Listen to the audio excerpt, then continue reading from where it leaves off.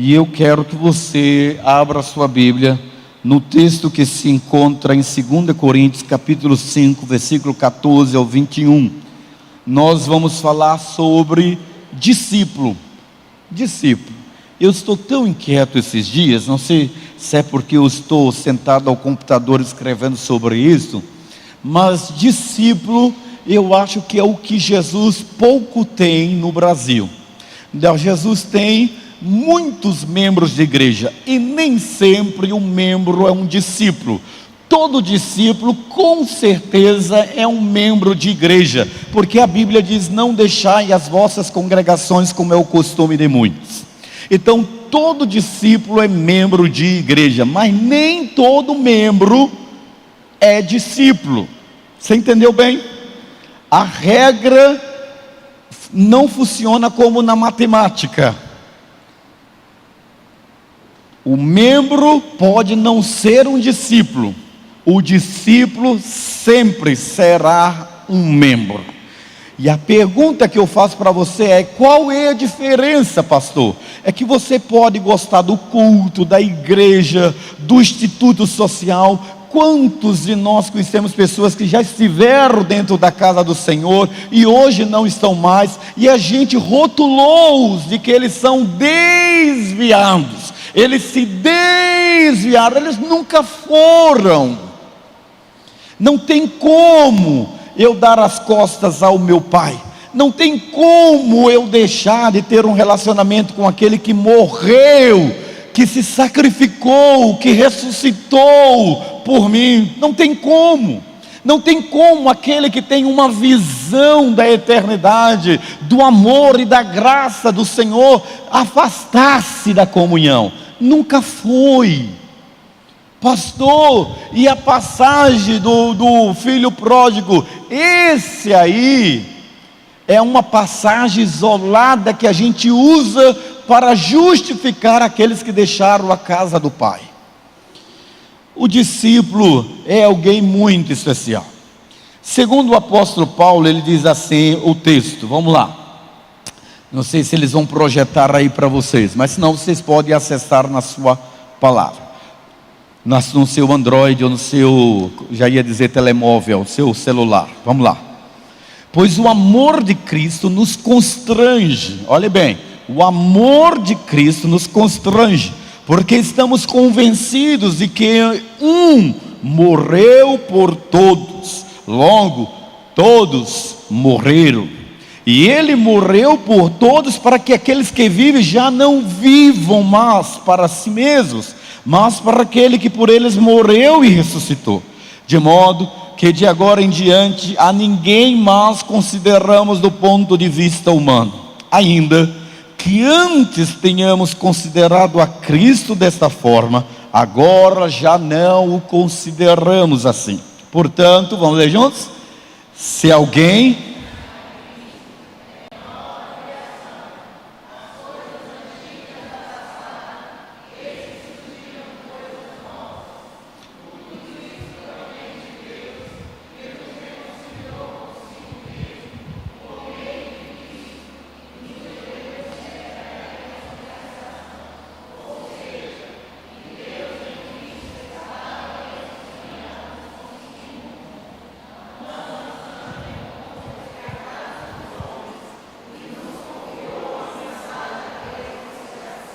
permita eu continuar agora, olha o que diz o restante.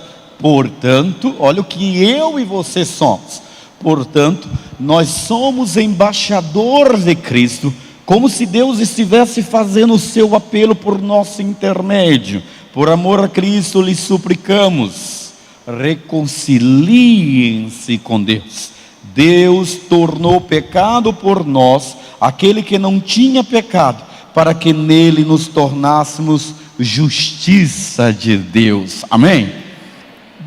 Belíssima declaração de ato de bondade e misericórdia que Deus teve por mim e por você. Ou seja, a reconciliação por meio daquele que se tornou o bode expiatório, aquele que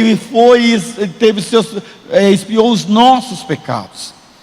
Você sabe, uma das mensagens que mais impactou a minha vida foi quando eu ouvi o pastor Napoleão Falcão, que era um pregador das Assembleias de Deus, e ele pregava com tanta veemência em um congresso como foi, e no momento ele encenou a cruz de Cristo, e ele disse: o Criador, ele ficou nu para vestir a criatura que estava despida.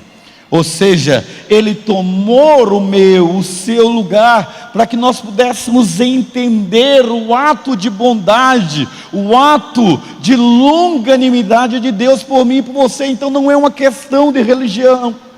Quando alguém ler esse texto, alguém que tem maturidade vai entender que eu posso pensar como muitos pregadores estão escrevendo aí. Eu sou cristão apesar da igreja. Eu não sou ingênuo em achar que a igreja é perfeita. Não existe uma igreja perfeita. Não existe uma comunidade perfeita. Existe uma comunidade que eu me afino com ela, que eu me adequo a ela, que ela se aproxima do que eu aspiro em termos de caminhada cristã. Mas todas as igrejas são formadas de homens e mulheres como eu e você, gente imperfeita.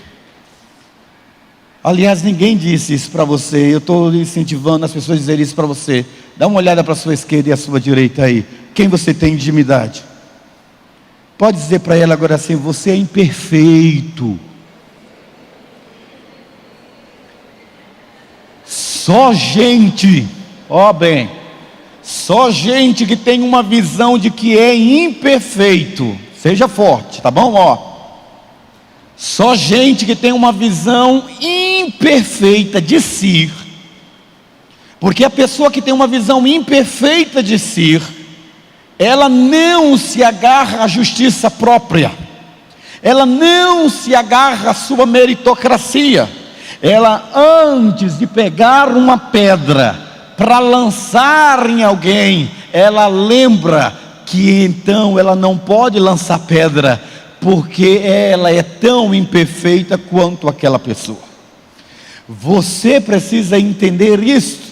As comunidades, as igrejas são formadas de gente imperfeita, e por isso que a estrutura dela é imperfeita, por isso que a história da igreja é imperfeita, mas Deus chama esta igreja imperfeita de menina dos seus olhos, e diz que as portas do inferno não prevalecerão contra ela.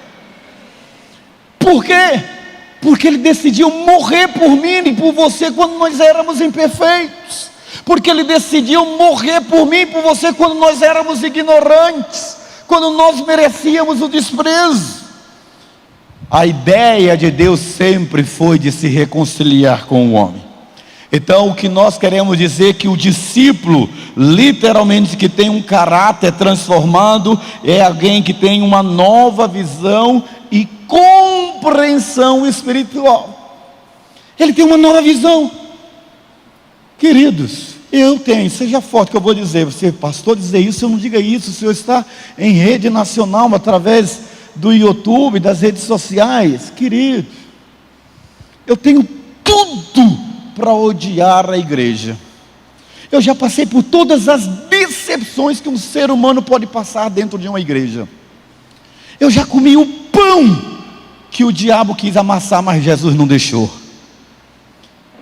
Então, desilusão, desencanto, frustração, traição, tudo isso. Então era para eu não estar na igreja. E ainda somado a tudo isso, eu não tive pai evangélico, mãe evangélica, irmão evangélico. Eu era o primeiro evangélico.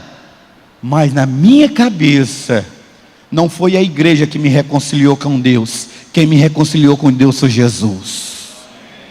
Estar na igreja é resultado do meu relacionamento com Ele. Por isso a nova visão e compreensão espiritual, Paulo diz em 2 Coríntios 4:6, vamos ler juntos, vamos lá? Pode soltar aí, vamos lá? Pois Deus que diz, das trevas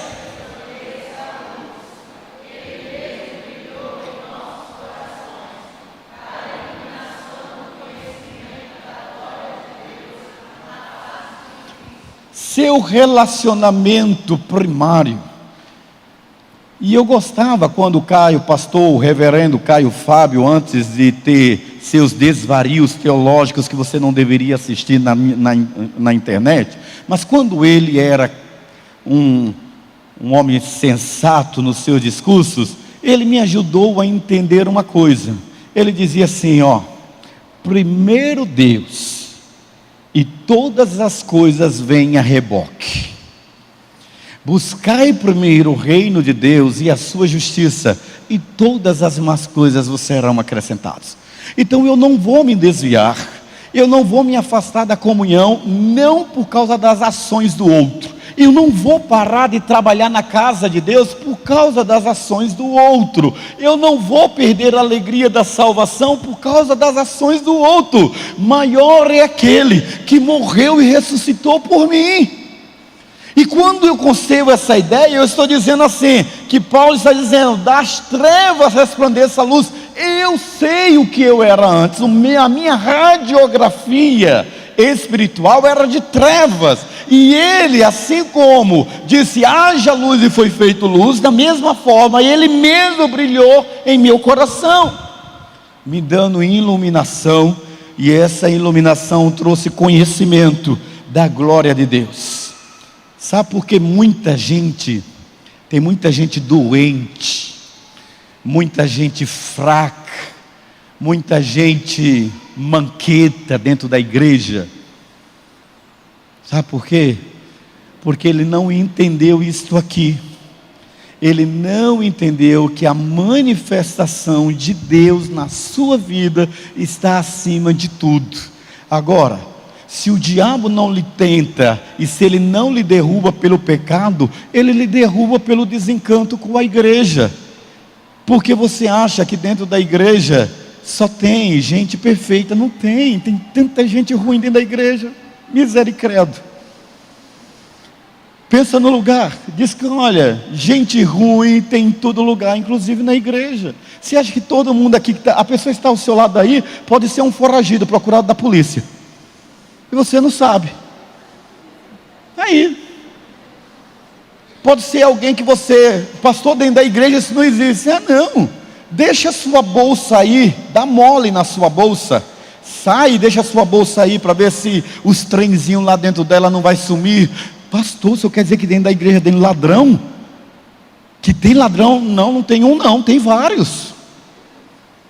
Dentro das igrejas, em qualquer, não é nessa só não, qualquer igreja tem gente com deficiências de caráter, tem gente que se aproveita da boa fé dos irmãos, tem gente que aproveita da atmosfera psicossocial e espiritual da igreja, onde nós tratamos todo mundo de irmão, Pai do Senhor. Eu dou Pai do Senhor para todo mundo, Pai do Senhor. É lógico, porque nós somos imperfeitos, nós somos humanos, e nós não conhecemos quem é a pessoa que está frequentando a nossa casa e que está sentado conosco. Por isso, Paulo ele vai lá e diz em Efésios capítulo 1, versículo 18: oro também, para que os olhos do coração de vocês sejam iluminados, a fim de que vocês conheçam a esperança para a qual Ele os chamou, a riqueza da glória, a herança dele nos santos. Isso, querido, é um nível que Deus quer que eu e você cheguemos. Isso é um nível de crescimento, para nós não sermos neófitos da fé, não sermos bebês da fé. As pessoas, elas se desencantam com a igreja, não é por causa do pastor, não é por causa da liderança, não é por causa de A, B, C, mas porque ela não se permitiu crescer. Paulo agora está intercedendo pelos irmãos de Éfeso, dizendo: eu oro para que os olhos do coração de vocês sejam iluminados, para que vocês passem a entender qual é o propósito para o qual Deus os resgatou das trevas para a sua maravilhosa luz. Um discípulo, ele tem um relacionamento inegociável com o seu mestre. Ele tem um vínculo, uma aliança, aonde os princípios norteadores do seu mestre é a base da sua caminhada como discípulo. Então, ser discípulo não é estar, eu sou discípulo, eu estou no PG, eu sou discípulo, eu estou na rede, eu sou discípulo, estou no ministério, eu sou discípulo e estou aprendendo aos pés do mestre. Essa é a diferença. E é por isso que a gente critica tanto Maria, né, gente?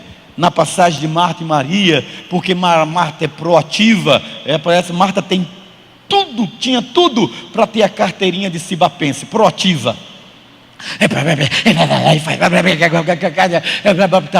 Pergunto, você está fazendo muito, mas qual é o tempo na sua agenda que você para ouvir Deus?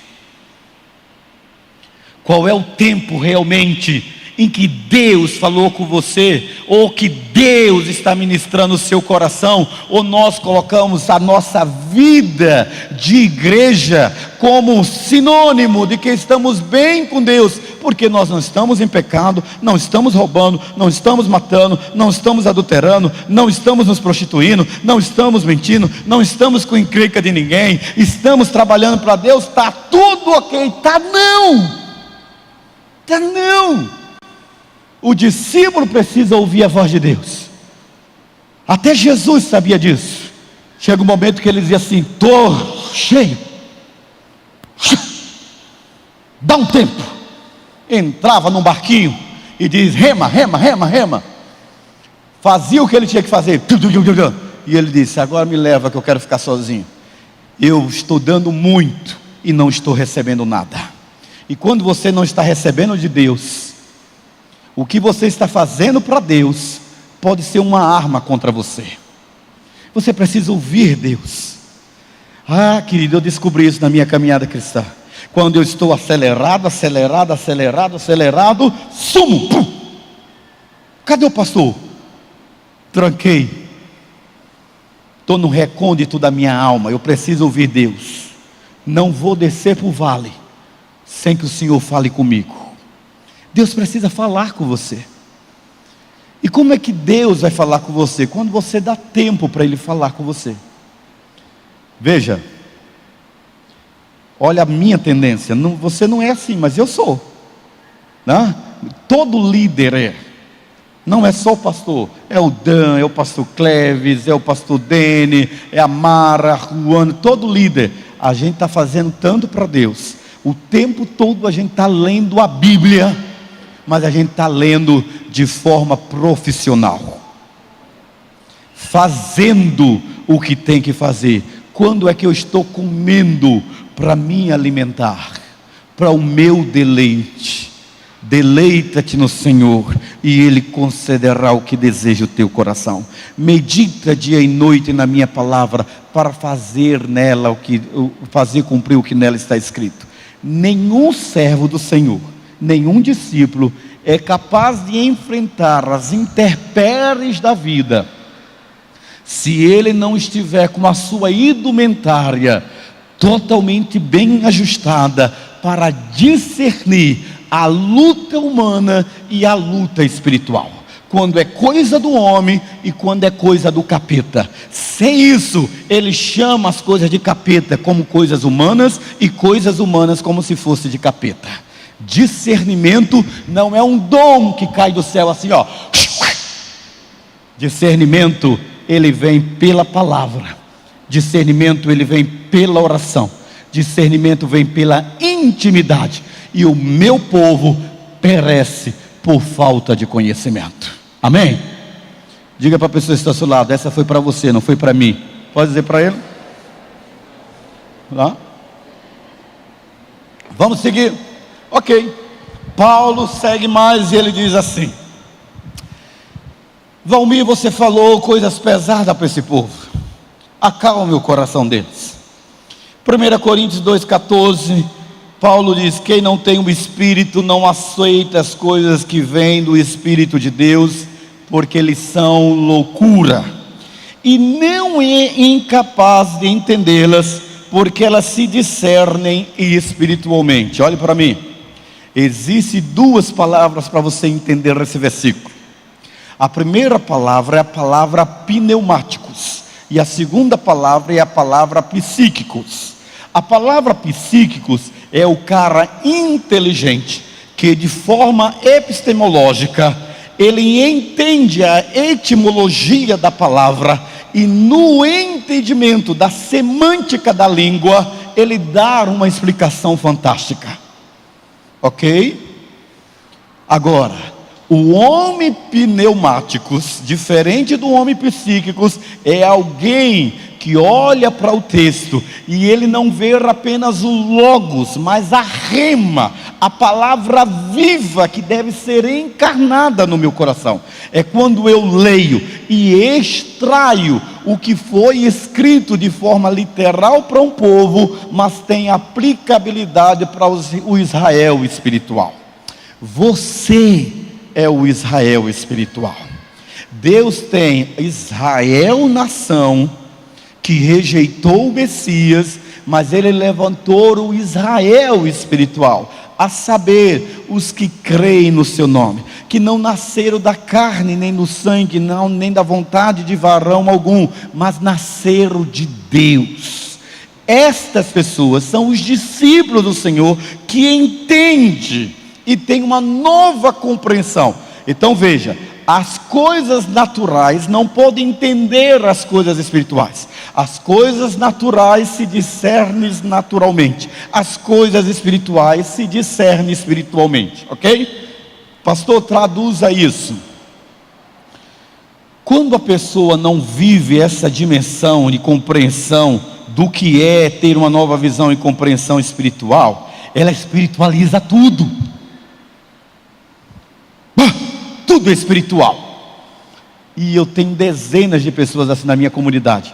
Estou pensando em ir lá naquela parte do outro lado, abrir uma casa, sabe? Uma casa de repouso gospel, para não chamar de manicômio. Pessoas que vê demônio e que acham que tudo se resolve com oração. A gente precisa discernir. Tem gente que tem da igreja, mas é pancado das ideias, entendeu? Pancado. Precisa ajustar os parafusozinhos. Então, precisa ir a um médicozinho tomar um comprimidinho, sabe? Um comprimidinho para a cabeça, para não surtar. Precisa. Ah, mas Jesus me libertou. Estou vendo, eu estou lidando com a sua loucura todo dia.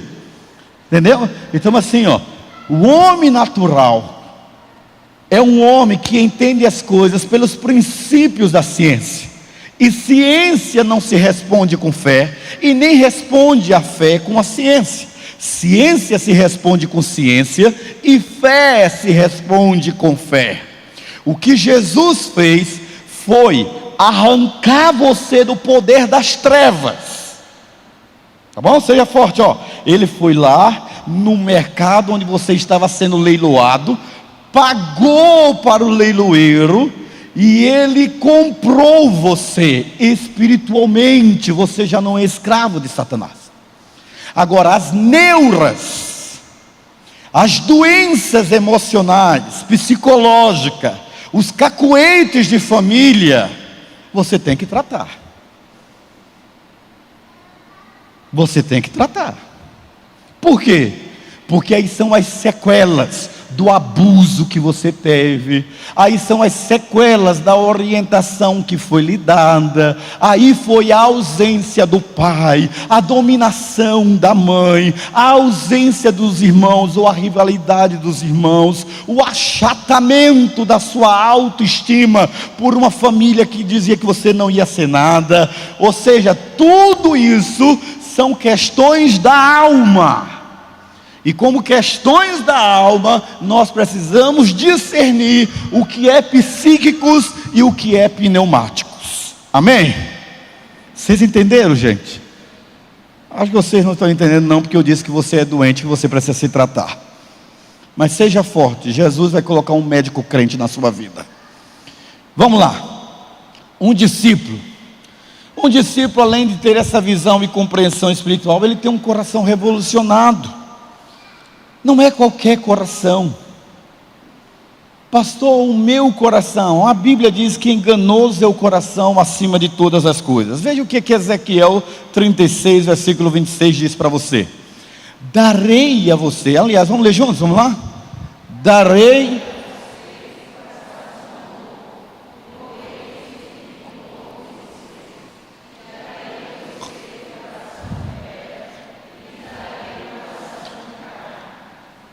O texto está falando de um processo cirúrgico. Vamos considerar assim. Ele está dizendo: eu vou dar a vocês um coração novo. Eu vou operacionalizar no coração de vocês algo sobrenatural. Conversão é algo sobrenatural, queridos. Agora, veja bem, olhe para mim. Há pessoas que nasceram na igreja evangélica. Elas estão dentro da igreja evangélica. Elas nunca se desviaram, nunca se afastaram da vida cristã, estão dentro da igreja sempre, fizeram umas coisinhas erradinhas aqui e ali por causa da sua natureza pecaminosa, mas elas nunca se afastaram, elas sempre trabalharam na igreja. A tendência dessa pessoa é achar que ela é convertida. A segunda pessoa é a pessoa que entrou na igreja num processo de eventos eclesiásticos, se enturmou na igreja, batizou-se, começou a participar de um ministério, mas também ela nunca teve uma experiência com Cristo. O texto que nós estamos lendo está dizendo de que, independente de eu ter nascido no lar evangélico ou não, o que me faz entender o conceito do que é ser discípulo é a experiência, o conhecimento empírico. Então veja, eu levantei a minha mão um dia na igreja, mas eu só tive certeza da minha salvação quase 2 anos depois, aonde eu pude chorar pelos meus pecados, onde eu tive vergonha da minha vida, aonde eu me senti a pior pessoa do mundo, e eu pude dizer: me perdoe, Senhor, me perdoe, Senhor, me perdoe, Senhor. Naquele momento eu senti a operação do Espírito Santo, que não dá para eu transferir para você, era uma experiência minha. Deus arrancou o meu coração de pedra e me deu um coração de carne. Por quê? Por causa da sensibilidade perceptiva de que agora um ser maior estava me visitando. Isto é conversão. O discípulo, ele tem esse conhecimento empírico. Ele sabe discernir exatamente o dia da sua conversão, o dia em que ele ficou face a face, o dia em que ele experimentou o seu Peniel com Deus. Quando isso não acontece, eu posso ser membro da igreja, mas como diz os gaúchos, é lógico o que nós temos tanta gente que fez apenas a transição. Eu tinha uma ovelha, não vou dizer o nome dela porque ela está online, e esta ovelha, hoje ela não consegue se firmar em igreja. Nós estamos orando por ela, e ela sabe por que nós estamos falando isso. Uma menina íntegra, reta, uma menina que numa comunidade, que morava numa comunidade, ela tinha um comportamento de nobreza, de rainha. Não era incompatível a localidade que ela morava com os princípios que ela tinha. Ela era muito educada para aquele lugar. Ela tinha modos e comportamentos operantes que era incompatível com aquele lugar. Mas a família dela era daquele lugar.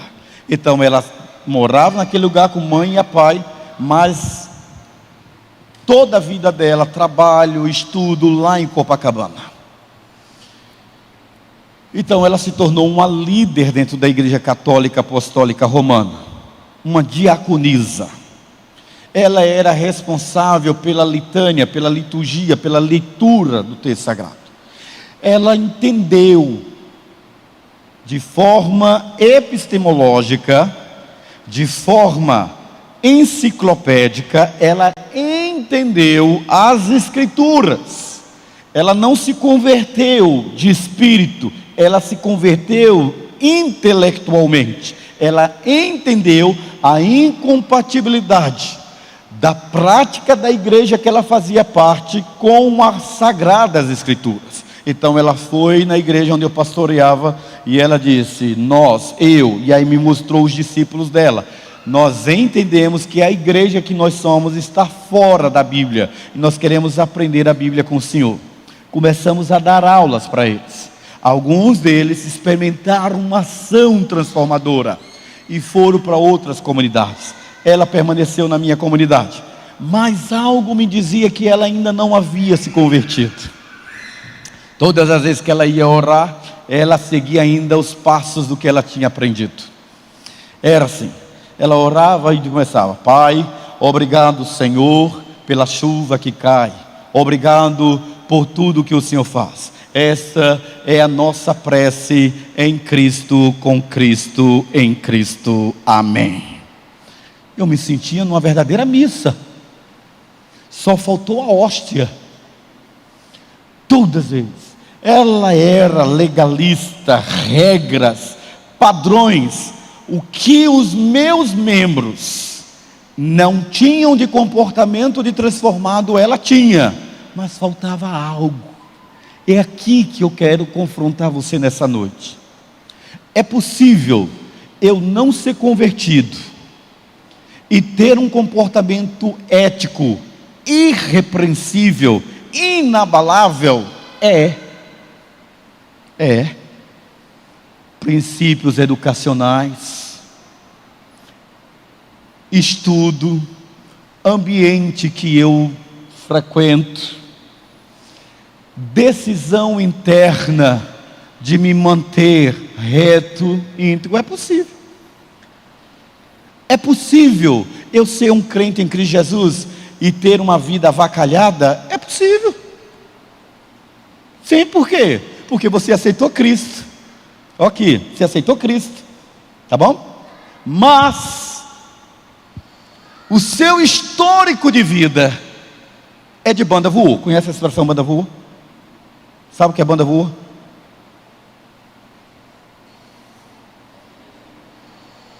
Uma vida fuleira. Conhece? Conhece, né? Fuleira, pronto. Você vem da fuleiragem, ok? Você não tem. Olha a dificuldade, mas você aceitou Cristo. Você experimentou Cristo. Mas e a bagagem toda? Ela não vai sair do dia para a noite, a não ser que eu decida abrir o baú da minha vida, colocar para fora e colocar uma testemunha para ser o meu mentor. Mas se eu achar que eu posso dar conta sozinho, lascou-se. Você vai se ferrar.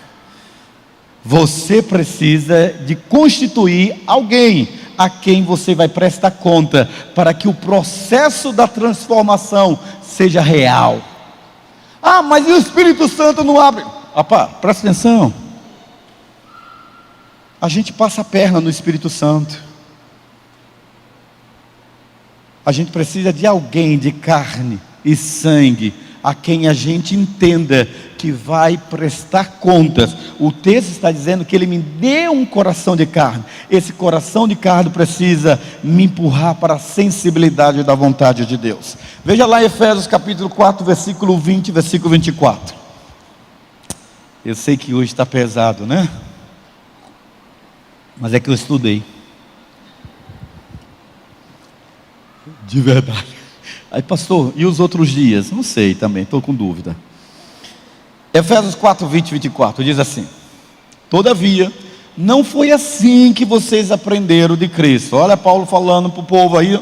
De fato vocês ouviram falar dele, e nele foram ensinados de acordo com a verdade que está em Jesus.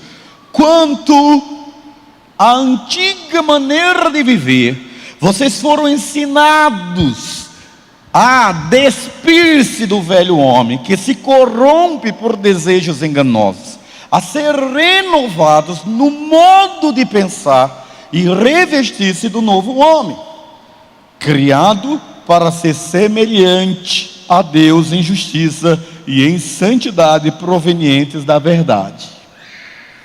Sabe quando nós pensamos nesse texto, Paulo está dizendo o seguinte: no processo do ensino da vida cristã, o discípulo ele não nasce no momento da conversão, ele nasce e se torna discípulo à medida em que ele vai deixando as ataduras, ele vai deixando tudo para trás e ir seguindo um novo estilo de vida. Nesse processo está com quem eu ando, o que eu converso, o que eu ouço, aonde eu vou, o que é que tudo na minha vida é uma questão comportamental. Gente, olha para mim. Cristianismo não é religião, amém? Diga comigo, cristianismo não é religião. Cristianismo é estilo de vida. É o estilo de vida que Deus idealizou para o homem a quem Ele salvou. Isso é diferente. Cristianismo enquanto religião não mudou ninguém, ao contrário. Se eu fosse sociólogo ou antropólogo, se eu fosse pesquisador de outra área das ciências humanas, nós sabemos que o cristianismo tem uma história de atrocidades e injustiças em nome de Cristo. Muitos padeceram, mas padeceram porque homens gananciosos, poderosos, homens avarentos, insolentes, amantes de si mesmo, no afã de usurpar o poder, mataram em nome de Deus. O que foi a reforma protestante? Como pastor, reforma protestante foi um momento em que a igreja, ela rompeu com a idolatria e nasceu uma igreja. Eu quero acreditar nisso, que foi. A reforma protestante foi um movimento político, um momento na história onde reis impiedosos se aproveitaram de uma situação religiosa para romper com o Papa e não pagar mais os óbolos de São Pedro. Então é uma questão de visão política. Martinho Lutero nunca quis romper com a igreja católica, nunca. Ele permaneceu católico, mas diante do ato da excomunhão, diante de ser herege, em meio a ser queimado à fogueira, ele teve que romper e a receber a proteção do rei da Saxônia, do rei da Alemanha, Frederico da Saxônia. E então Frederico protege, e ele traduz a Bíblia, e quando ele traduz a Bíblia, ele levanta uma outra igreja, que é a igreja luterana, que me perdoe os luteranos, mas pouca coisa deixou do catolicismo. Então, queridos, nós estamos falando aqui de uma outra revolução, a revolução que deve trazer mudança à sociedade, a revolução que deve trazer mudança na sua casa, é a mudança que acontece no seu coração, é a mudança que acontece na sua mente, é quando você anda baseado nesses princípios, o princípio de se enxergar como alguém que precisa ser curado, é como o cego Bartimeu: Jesus, filho de Davi, tem compaixão de mim. Jesus, filho de Davi, tem compaixão de mim. E ele grita, grita, grita, e a multidão diz: cala, ceguinho, ele não te ouve. E ele não está nem aí para a multidão, ele começa gritando, dizendo: Jesus, Tu és a minha única esperança. Era o seu coração que gritava, não era a sua voz. Jesus, Tu és a mensagem que eu preciso. Jesus está cercado da multidão. Jesus pode não estar ouvindo a voz do ceguinho, porque o barulho da multidão é grande, mas Jesus está ouvindo a batida do coração daquele homem, porque é o coração que Deus ouve e não a boca. E Jesus ouve o coração do cego e diz: trazei. E todo mundo diz: mas como assim? Como assim? Como? Não, o que é isso? Ceguinho, vem, o homem te chama. E Jesus olha para ele e diz: que queres que eu te faça? Ei, o que você quer que Deus te faça? que é que você quer? De verdade. O cego diz: Senhor, que eu veja. E o Senhor diz: faça-se conforme a sua experiência. Faça conforme a sua fé. Porque fé remove montanhas. Fé é o fogo que chega à presença do Senhor e abre as comportas dos céus para responder aos verdadeiros anseios que você tem e que só Deus conhece. O homem vê o seu exterior, mas Deus vê o seu interior. O homem ouve as palavras da sua boca, mas Deus ouve as batidas do seu coração. Você faz planos, e a Bíblia diz que os planos competem aos homens, mas a resposta certa, ela está vendo do Senhor, que fez os céus e a terra. Amém?